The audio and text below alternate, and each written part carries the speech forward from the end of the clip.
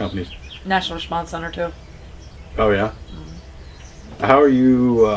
How would you rate them as far as getting back to you and taking care of the problems that you?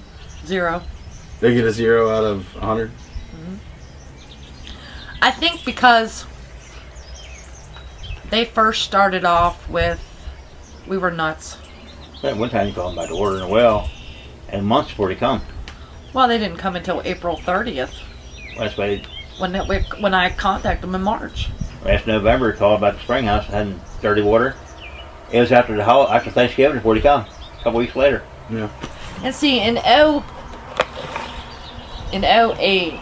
when DEP was here, that Gregory Higgins again, he sat here at my table and I told him, I said, if I would ever become rich, to the point where I had money, and I wanted to do something with my money, the first thing I would do is I would open up a DEP office in Everett or Bedford. That way, when there's something like this goes on, they're here. They're not, even if I have to put in a water testing lab, right there. I want it right there. I want it so close that it's right there at DEP's back door. They have to be here. Told me it wasn't necessary. So we get DEP that's 2.5 hours away, and they complain every time they come down the road because it's 2.5 hours away. So why if this thing ever catches on fire or something blows up, or the one that's... They never notified DEP until, 3 days later. Yeah. It happened on Sunday, Wednesday, before they notified DEP something happened. Really? And that's not the first time. They only got $22,000 fine. For two, because they happened again in August or October. They sprayed you guys again? No, they said it didn't come this way that time. Uh-huh. We don't know. But see, all our hay fields, second cutting the hay, we mowed and left away in the field. The deer would come out across the field and keep on moving. They would not stop. And this year, we don't even have a groundhog hole up there in that field. Yeah. Not even a groundhog hole. We had groundhog here before. So you've had to mow hay under and let it go to waste too? Yeah, we had. Well, it sprayed our hay or pasture fields. Our cows was eating it and got white eyes. Yeah, right after they blowed off, we had a couple black Angus cows. They got plain white eyes. We don't have chemical on the leaves of the grass. They got in their eyes, blinded it. You can't sell them; they ain't worth nothing. Yeah. So we were using them for brood cows. Get a couple of years out of them, they would sell on the market for meat. But we're putting meat in the food chain. It stays with them. Yeah, it will go away. And it happened right after blow they spewed. Both of them? Both blow-offs, Well, not blow-off, we know we got. Yeah. So you walk through the grass, you smell on your shoes. What's it smell like? I go rotten oil and stuff. Yeah. See, sludgy kind of. When they lied and they said it was only 20 gallons of oil. And it was more closer to 200 gallons of oil? Yeah, but it had about 2,700 pound pressure on it. Right. It was 967. Oil vapor cloud. Yeah. It went way up, whichever way the air was blowing. But say you used the airport up above. What was it? Oh, Claysburg or something. Yeah, Claysburg Airport Air Study. And we got Cumberland. Because the mountains come straighter this way. We always go by Cumberland. Weather than Claysburg. It's closer to Claysburg. And the air was blowing our way. So Claysburg is up. The info from there told them that it wasn't blowing towards you. Right.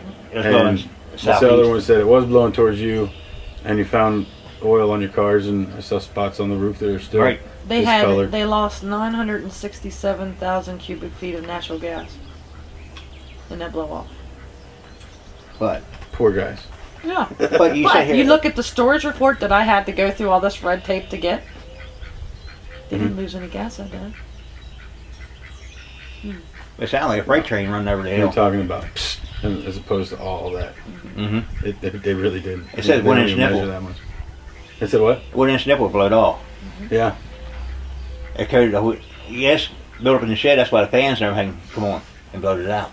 But I think what was more devastating is that we've gone through a lot of lawyers, because the first lawyer, Tony Desperado, they flew him out to Texas for the weekend. He So you was didn't trust him anymore? Well, what happened? He was a small-town lawyer. He was a small town lawyer. I mean, he was Down in Baltimore. starstruck.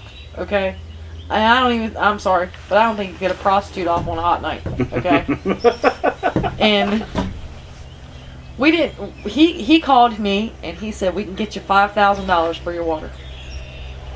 I said, Tony, $5,000 ain't gonna cut it. That won't buy many bottles of water. No.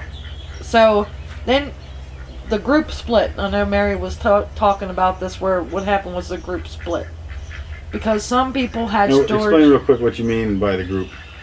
Us landowners got together Uh-huh. when this gas company came in. And we decided that as a group, we would put, so much money an acre right. to join this group, or this community group. To stick together was the key word. Mhm. Stick together, storage and non-storage people, because some people took storage out of their lease contract. Some people didn't, because some people didn't even know what storage meant, which I was one of Well, them. the gas bill was supposed to last 10, 15 years. Yeah, we're talking about, but it didn't. So we joined this group. We brought in a panel of lawyers to figure out which one we were going to hire. Well, we made this choice on, his name was Tony Desperado, or Despotino. He talked a good talk. He was Off the cheaper. He was cheaper, and I think he knew Paul Still's daughter. So we hired him. So as things got progressing on, we were starting to find out that us storage people, the non-storage people, were actually having meetings with Tony, and us people that allowed storage, that was supposed to be our lawyer, wasn't knowing anything. Okay. So we called him on it. We called Tony. It was like, what the heck's going on? Why am I hearing that you're having a meeting with the storage group, the non-storage group, when us storage people are sitting here flapping in the wind? We're paying the bill. We're picking in our money while they're having meetings with the lawyer. And he did his normal irate thing. Oh, I'll get to the bottom of this. I'll get to the bottom of this. It was a day later, I got an email, which everybody got the email, from one of the storage group people that said Tony has decided that he's taking us non-storage people all the way, and you guys gonna have to find a lawyer. We can't help you. So we got booted. So Did anybody ever get a reasoning? Did he feel like they had a better case? Yeah, that's what it was. They had better case. but the point was, though, that the non-storage was supposed to drag along the storage people to help us too. That was the main key. Like 27 landowners Yeah. pulled together, we pretty good hefty pay. So they waited Yeah, for us to yeah. pay, because we had to pay what? $1,000 we paid. Right. We had to pay that in, and they kept the money. Okay, we paid After it they in. decided they weren't gonna. Mhm. We paid in, and then they booted us. So they kept the money. Okay. And they said that was going to finish paying Tony, which they never did. So the next thing we know, we got hit with Eminent domain. eminent domain. We got served. It was about 8, 9 o'clock at night.